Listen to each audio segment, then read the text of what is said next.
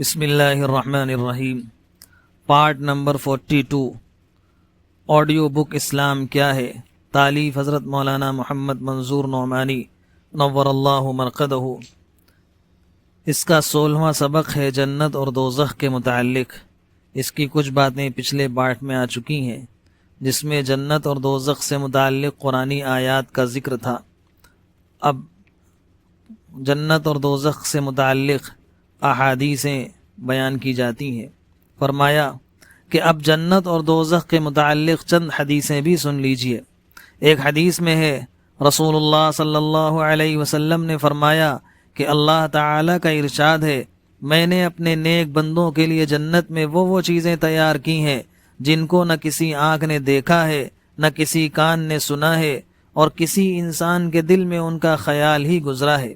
بے شک جنتیوں کو جو نفیس و لذیذ کھانے ملیں گے، جو پھل عطا فرمائے جائیں گے، اسی طرح پینے کی جو نہایت لطیف اور خوشگوار چیزیں ملیں گی، اور پہننے کے لیے جو اعلیٰ درجے کے خوشنما لباس دیے جائیں گے، اور جو عالی شان خوبصورت مکانات اور خوشنما منظر باغیچے عطا ہوں گے، اور جنت کی جو حسین و جمیل حوریں دی جائیں گی،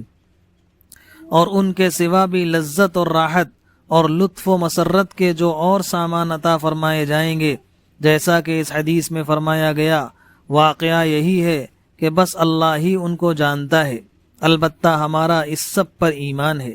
ایک حدیث میں ہے، رسول اللہ صلی اللہ علیہ وسلم نے فرمایا کہ جب جنتی جنت میں پہنچ جائیں گے تو اللہ کی طرف سے پکارنے والا پکارے گا کہ اب تم ہمیشہ تندرست رہو، کوئی بیماری تمہارے پاس نہیں آئے گی، اب تم ہمیشہ زندہ رہو، تمہارے لیے اب موت نہیں، تم ہمیشہ جوان رہو، اب تم بوڑھے ہونے والے نہیں، اب تم ہمیشہ عیش و راحت میں رہو، کوئی رنج و غم اب تمہارے پاس آنے والا نہیں۔ سب سے بڑی نعمت جو جنت میں پہنچنے کے بعد جنتیوں کو ملے گی، وہ اللہ تعالیٰ کا دیدار ہوگا۔ حدیث شریف میں ہے، رسول اللہ صلی اللہ علیہ وسلم نے فرمایا، جب جنتی لوگ جنت میں پہنچ جائیں گے تو اللہ تعالیٰ ان سے فرمائیں گے کہ کیا تم چاہتے ہو کہ جو نعمتیں تم کو دی گئیں ان سے زائد کوئی اور چیز بھی تمہیں عطا کروں؟ وہ عرض کریں گے، خدا بندہ، آپ نے ہمارے چہرے روشن کیے، ہم کو دوزخ سے نجات دی اور جنت عطا فرمائی جس میں سب کچھ ہے، اب ہم اور کیا مانگے؟ حضور صلی اللہ علیہ وسلم فرماتے ہیں کہ پھر پردہ اٹھا دیا جائے گا، اور اس وقت وہ اللہ تعالیٰ کو بے پردہ دیکھیں گے، اور پھر جنت میں اور اس کی ساری نعمتیں جو اب تک ان کو مل چکی تھیں، ان سب سے زیادہ پیاری نعمت ان کے لیے یہ دیدار الہی کی نعمت ہوگی۔ اللہ تعالی ہم کو بھی یہ سب نعمتیں اپنے فضل و کرم سے نصیب فرمائے۔ ایک حدیث میں ہے کہ رسول اللہ صلی اللہ علیہ وسلم نے جنت کے عیش اور راحت اور دوزخ کے دکھ اور عذاب کا ذکر کرتے ہوئے فرمایا،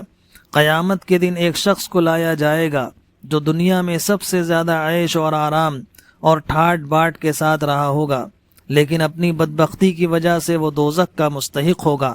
تو اس کو دوزخ کی آگ میں ایک غوطہ دے کر فوراً نکال لیا جائے گا۔ پھر اس سے پوچھا جائے گا کہ کبھی تو عیش و آرام میں بھی رہا تھا؟ وہ کہے گا، اے پروردگار، تیری قسم، میں نے کبھی کوئی آرام نہیں دیکھا۔ اور ایک دوسرے آدمی کو لایا جائے گا جو دنیا میں سب سے زیادہ دکھ اور تکلیفوں میں رہا ہوگا، مگر وہ جنت کا مستحق ہوگا۔ پھر اسی طرح اس کو بھی جنت کی ذرا ہوا کھلا کر فوراً نکال لیا جائے گا، اور پوچھا جائے گا کہ تو کبھی کسی دکھ اور تکلیف کی حالت میں رہا تھا؟ وہ عرض کرے گا کہ نہیں میرے پروردگار، تیری قسم، مجھے کبھی کوئی تکلیف نہیں ہوئی اور میں نے کبھی کوئی دکھ نہیں دیکھا۔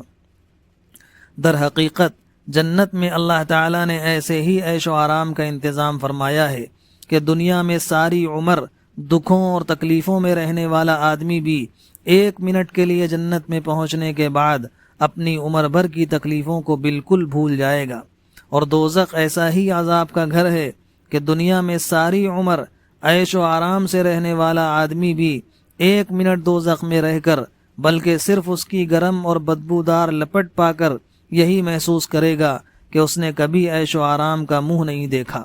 دوزخ کے عذاب کی سختی کا اندازہ بس اسی ایک حدیث سے کیا جا سکتا ہے۔ حضور صلی اللہ علیہ وسلم نے فرمایا، دوزخ میں سب سے کم عذاب جس شخص کو ہوگا وہ یہ ہوگا کہ اس کے پاؤں کی جوتیاں آگ کی ہوں گی، جن کے اثر سے اس کا دماغ اس طرح کھولے گا جس طرح چولہے پر رکھی ہانڈی پکا کرتی ہے۔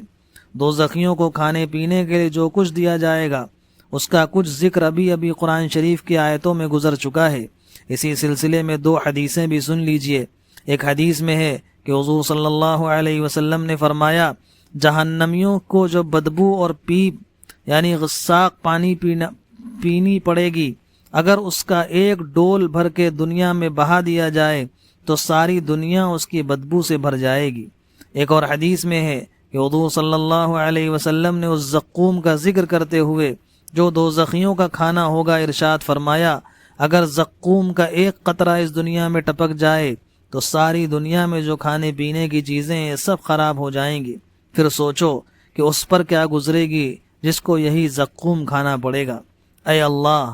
تو ہم کو اور سب ایمان والوں کو دوزخ کے ہر چھوٹے بڑے عذاب سے اپنی پناہ میں رکھ۔ بھائیوں، برزخ اور قیامت اور دوزخ اور جنت کے متعلق اللہ تعالیٰ کی کتاب قرآن پاک نے اور اس کے رسول حضرت محمد صلی اللہ علیہ وسلم نے جو کچھ ہم کو بتلایا ہے، جس میں سے کچھ یہاں ان 2 سبقوں میں ہم نے ذکر کیا ہے، اس میں ذرہ برابر شبہ نہیں، قسم اللہ پاک کی یہ سب بالکل اسی طرح ہیں، اور مرنے کے بعد ہم ان سب چیزوں کو اپنی آنکھوں سے دیکھ لیں گے۔ قرآن و حدیث میں قیامت اور جنت کا و دوزخ کا ذکر اتنی تفصیل سے اور سینکڑوں بار اسی لیے کیا گیا ہے کہ ہم دوزخ کے عذاب سے بچنے کی اور جنت حاصل کرنے کی کوشش سے غافل نہ ہوں۔ بھائیوں، یہ دنیا چند روزہ ہے، ایک نہ ایک دن ہم سب کو یقیناً مرنا ہے، اور قیامت یقیناً آنے والی ہے، اور ہم سب کو اپنے اعمال کا حساب دینے کے لیے اللہ کے سامنے یقیناً کھڑا ہونا ہے، اور پھر اس کے بعد ہمارا مستقل اور دائمی ٹھکانہ جنت میں ہوگا یا دوزخ میں۔ ابھی وقت ہے کہ پچھلے گناہوں سے توبہ کر کے اور آئندہ کے لیے اپنی زندگی کو درست کر کے دوزخ سے بچنے کی اور جنت حاصل کرنے کی فکر اور کوشش کر لیں۔ اگر خدا نہ خواستہ زندگی یوں ہی غفلت میں گزر گئی تو مرنے کے بعد حسرت اور دوزخ کے عذاب کے سوا کچھ حاصل نہ ہو سکے گا۔ اللہم انا نسألک الجنت وما قرب الیہا من قول وعمل ونعوذ بک من النار وما قرب الیہا من قول وعمل۔ آمین۔ 42واں حصہ مکمل ہوا۔ وما علینا الا